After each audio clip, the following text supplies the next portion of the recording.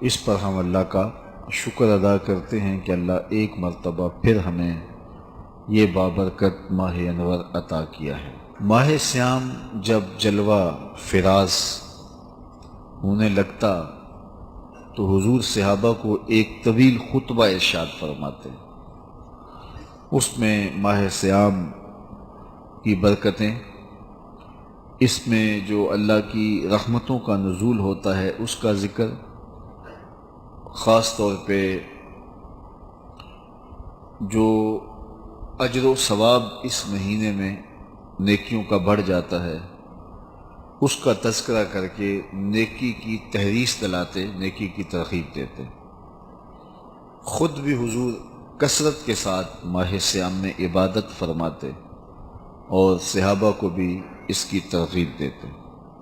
حدیث میں جو لفظ آیا ہے وہ ہے شد المیزر، جس کو ہم پنجابی میں کہیں تو لنگوٹا کسنا۔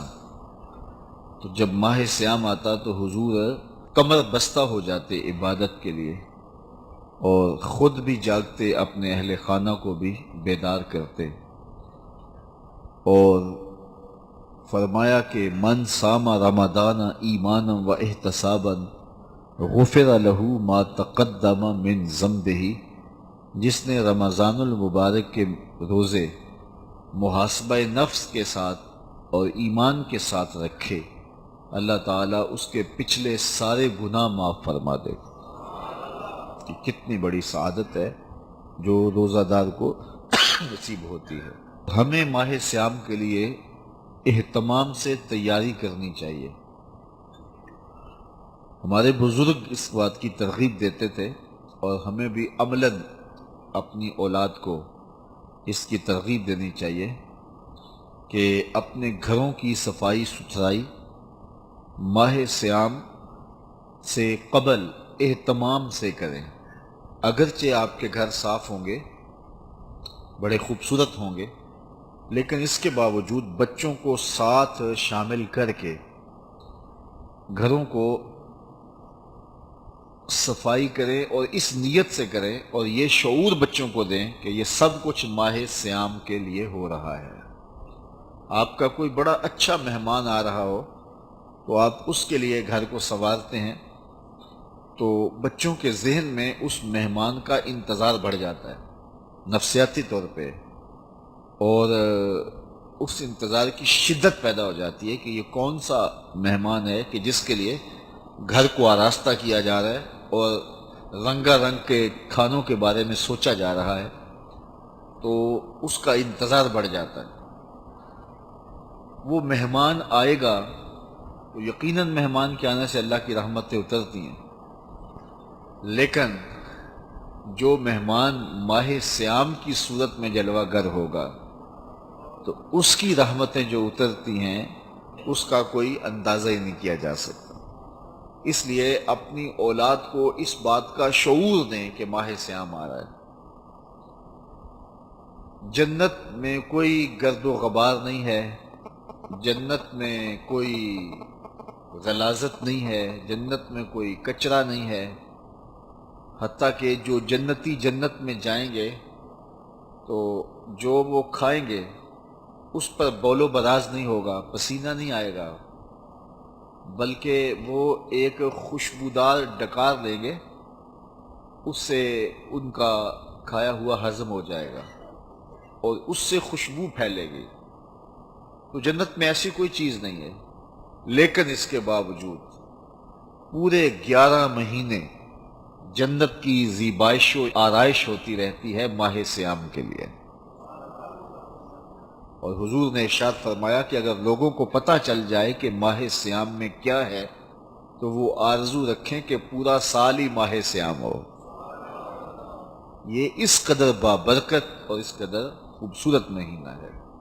حضور آگے بڑھے تو کچھ لوگوں کو دیکھا کہ ان کی زبانیں لوہے کی کینچیوں سے کاٹی جا رہی ہیں، اور ان کے جبڑے بھی کاٹے جا رہے ہیں، پھر صحیح ہو جاتے ہیں، پھر کاٹے جاتے ہیں۔ جبریل امین سے حضور نے پوچھا یہ کون لوگ ہیں؟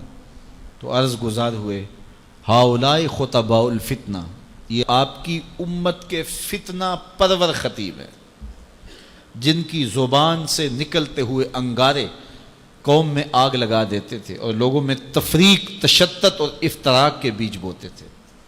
یہ منبر اور محراب کی ذمہ داری انتہائی حساس ذمہ داری ہے۔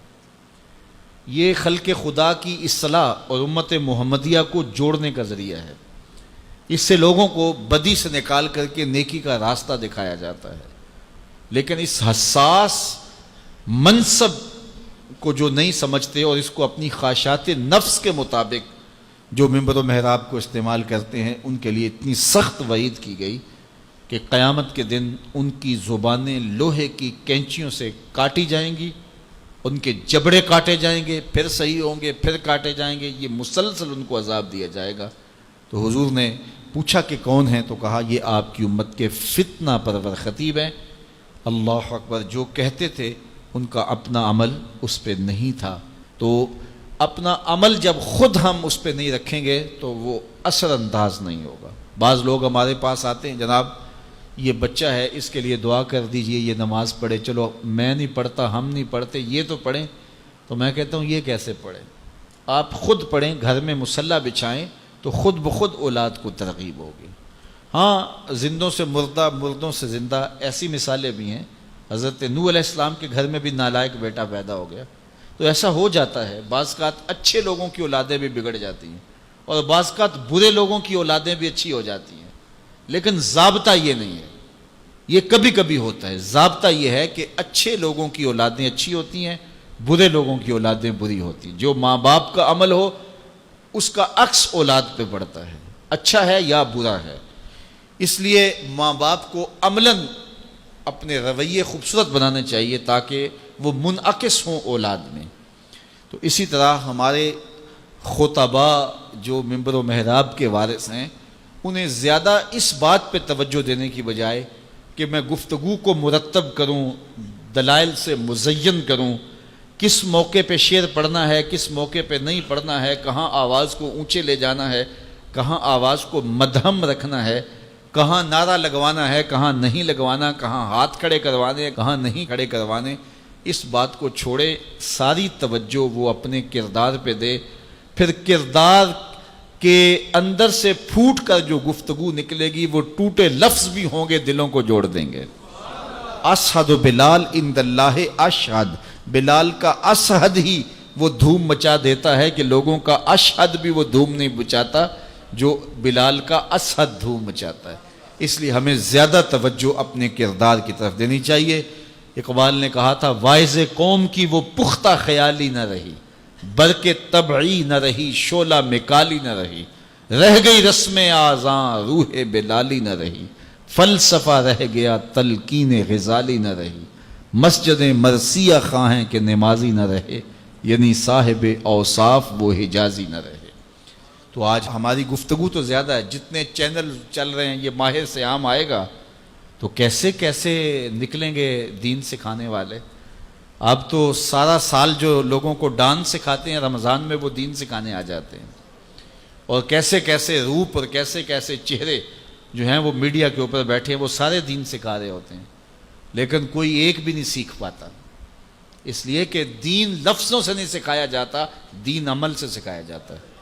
میرے اور آپ کے آقا و مولا کی ظاہری زندگی اس دنیا کے اوپر جو حضور گزار کے گئے ہیں کتنی ہے؟ 63 سال۔ 40 سال تک حضور نے اعلان نبوت ہی نہیں کیا۔ یار کسی کی ذمہ داری ہے پوری دنیا کے اوپر اسلام غالب کرنا، حضور کا یہی کام تھا نا، پوری دنیا کے اوپر اسلام کو غالب کرنے کے لیے آئے تھے، اور تیزی کے ساتھ وقت گزر رہا ہے۔ 40 سال گزر گئے، ابھی تک دعوت دین ہی نہیں دی، اعلان ہی نہیں کیا۔